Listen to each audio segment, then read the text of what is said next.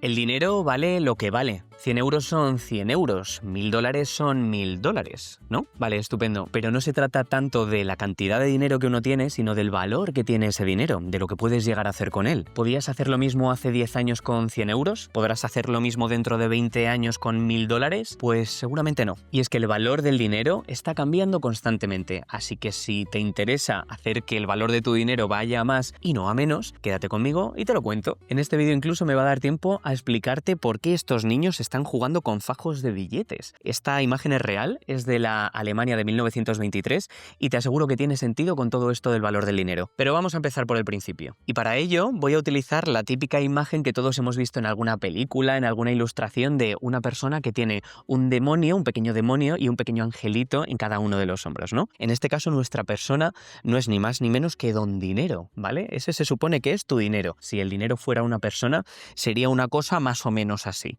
Y le vamos a poner efectivamente el demonio y el angelito, uno en cada hombro. La pregunta es, ¿cuál es el pequeño demonio de nuestro dinero? Es decir, ¿qué es aquello que hace que nuestro dinero pierda valor? ¿Y cuál es, sobre todo, su angelito? ¿Qué es aquello que hace que nuestro dinero aumente de valor? Pues venga, vamos a empezar por el pequeño demonio, vamos a empezar por la inflación. La inflación es aquello que hace que nuestro dinero pierda valor. ¿Pero qué narices es la inflación? La inflación, a nivel súper simple y súper resumido, podría definirse como la subida generalizada de los precios. Cuando sube el precio de muchas cosas en la economía se dice que está habiendo inflación.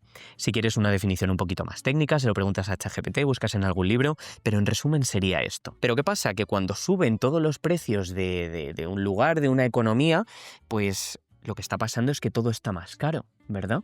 Y cuando todo está más caro, lo que me pasa a mí como persona es que con el mismo dinero que tenía antes puedo comprar menos cosas, porque están más caras.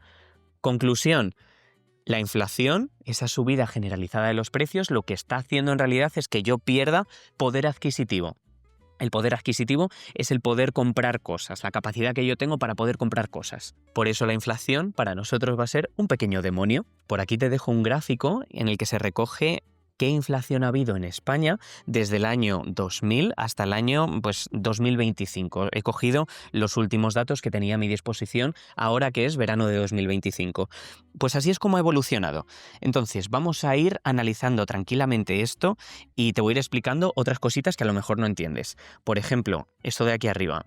Yo te he dicho que es la inflación y tú me dirás, pero aquí en la gráfica lo que pone es IPC. Bueno, pues ¿qué es el IPC? El IPC es una estadística oficial, de hecho la genera el Instituto Nacional de Estadística en España. Básicamente lo que hacen para calcularlo es generar una cesta de la compra ficticia con los productos, los bienes y servicios que solemos comprar habitualmente los españoles medios, y hacen una comparativa de cómo estaba el precio de esa misma cesta el año pasado y cómo está ahora. Y con eso podemos ver si los precios han ido subiendo, si más o menos se han mantenido o si incluso han bajado, que es una situación que, como ves, luego lo hablaremos, es más rara. ¿Cómo está el IPC? ¿Cómo está la inflación ahora mismo? Es decir, el dato más actual que tenemos, el de verano de 2025, bueno, pues el IPC, la inflación, está en el 2,2%. ¿Esto qué quiere decir? Que los precios con respecto al año pasado han subido un 2,2%. Esto no sé si te parecerá mucho o poco, pero entra dentro de la normalidad. De hecho, se considera que con una inflación del 2% estamos en un crecimiento de la economía saludable. Detrás de esto hay una explicación, ahora mismo no nos interesa porque si no el vídeo duraría 300 años, pero quédate con que una tasa de inflación del 2% es lo natural y de hecho indica que la economía es saludable. Sería muy difícil que nosotros notásemos cómo han subido los precios un 2% desde el año pasado. Esto se suele notar en el momento en el que ya han pasado muchos años. Imagínate un 2% acumulado un año, otro.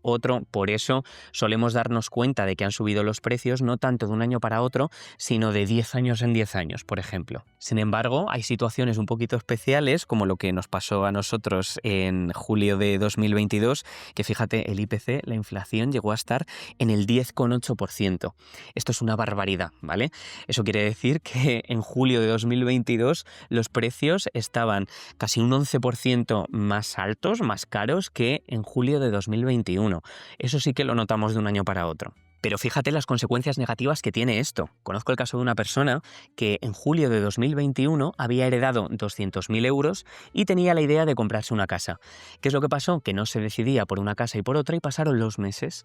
En julio de 2022, con esta tasa de inflación, un 10,8%, podemos decir que el valor del dinero que tenía metido en el banco se había reducido en un 10,8%, ¿verdad?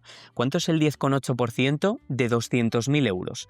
21.600. Es decir, que aunque la cifra que esta persona tuviera en el banco fuera de 200.000 euros, lo que podía hacer con ese dinero era mucho menos que el año anterior. Para que te hagas a la idea, es como si esta persona hubiera cogido 10,8% de 200.000 euros, es 21.600 euros. Es como si esta persona hubiera cogido 21.600 euros y los hubiera tirado a la basura de un año para otro. Parece muy exagerado, pero realmente es lo que está pasando. Por eso antes estábamos hablando de demonios y de diablos, porque realmente el impacto que eso tiene sobre nuestro dinero es brutal.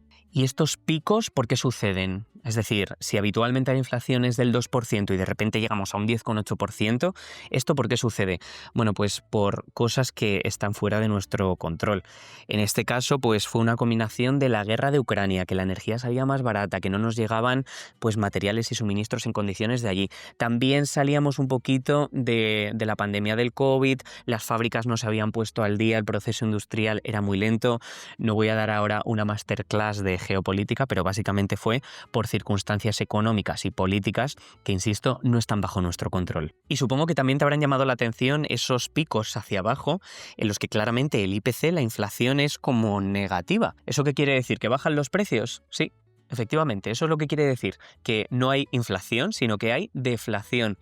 En esos años lo que hubo es una bajada, una disminución de los precios con respecto al año anterior.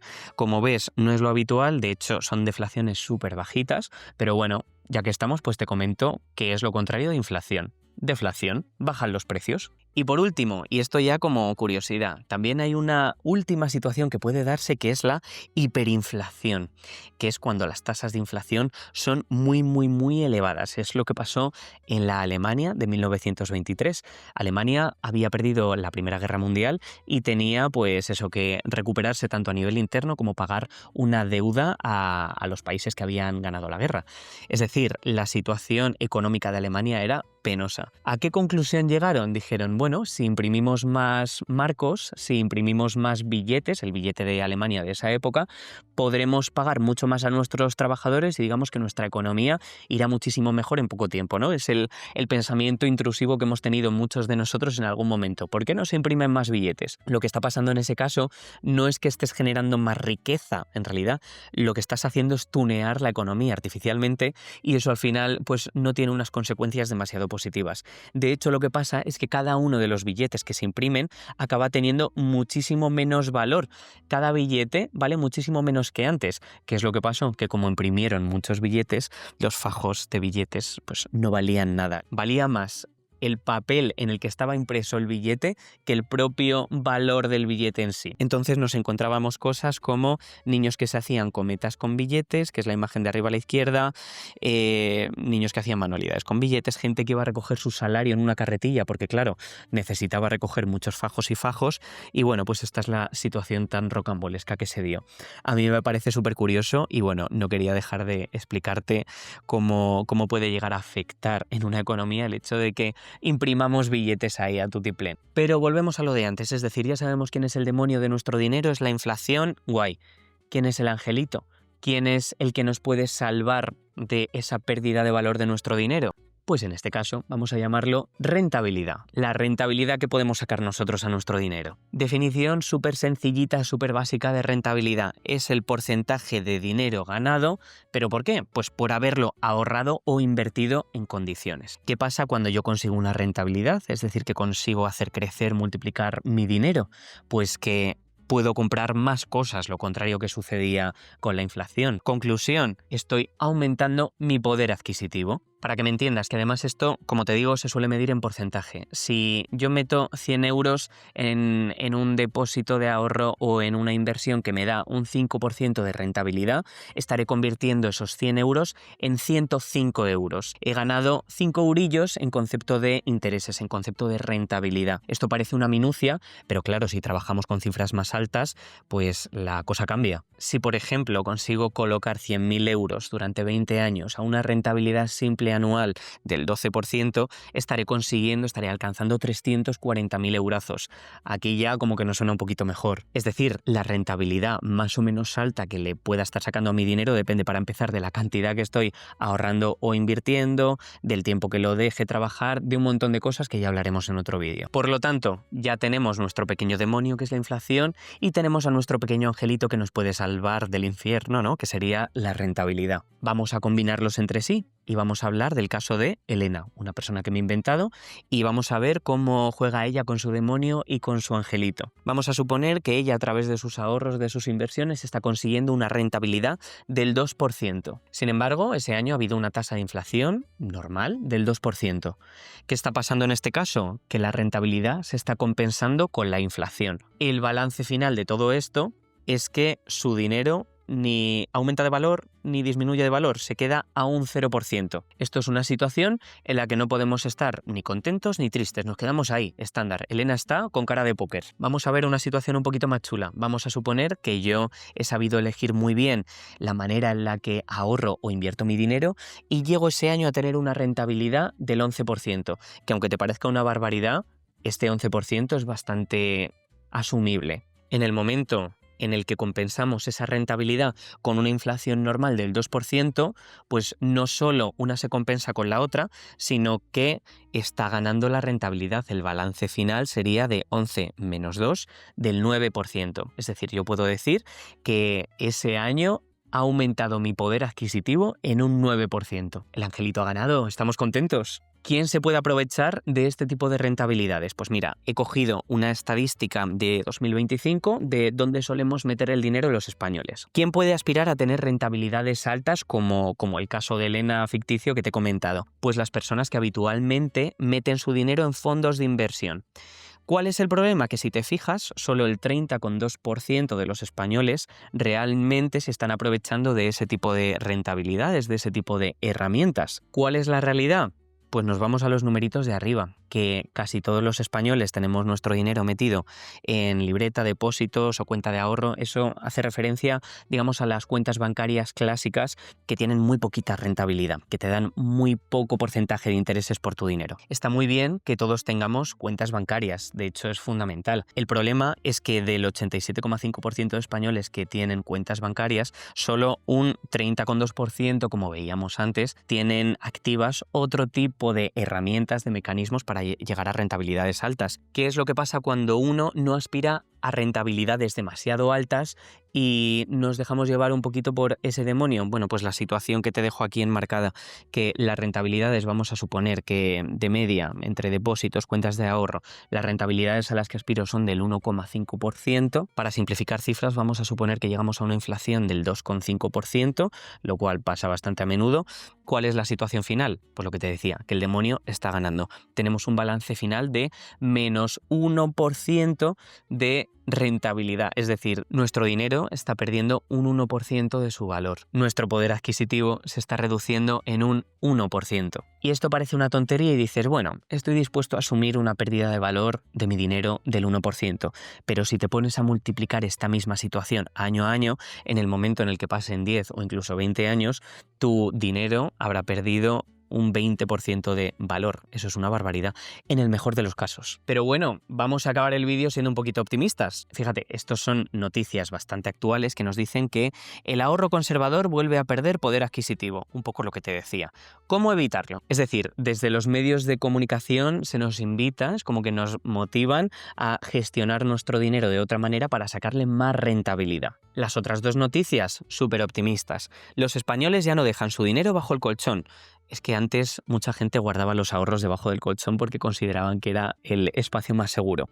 Claro, imagínate la rentabilidad que puedes sacar de tu dinero cuando está debajo del colchón. Nula, ¿verdad? 0%. No se va a multiplicar por esporas. Así ha cambiado su forma de invertir y ahorrar. Maravilloso.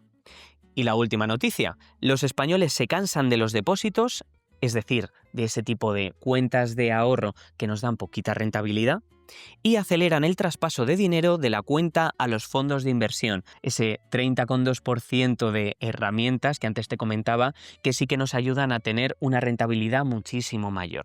Conclusiones finales que podemos sacar de todo esto. Nuestro dinero pierde valor a través de la inflación, el demonio. Pero podemos ganar más dinero a través de ciertas herramientas de ahorro y sobre todo de inversión que nos permiten hacer multiplicar nuestro dinero. El angelito. Y por último, es fundamental que el angelito gane al pequeño demonio. Es decir, que la rentabilidad que yo estoy sacando a mi dinero a través del ahorro y de la inversión sea superior al IPC, a la tasa de inflación que esté habiendo ese año. De esa manera estaremos aumentando nuestro poder adquisitivo en vez de estar disminuyéndolo.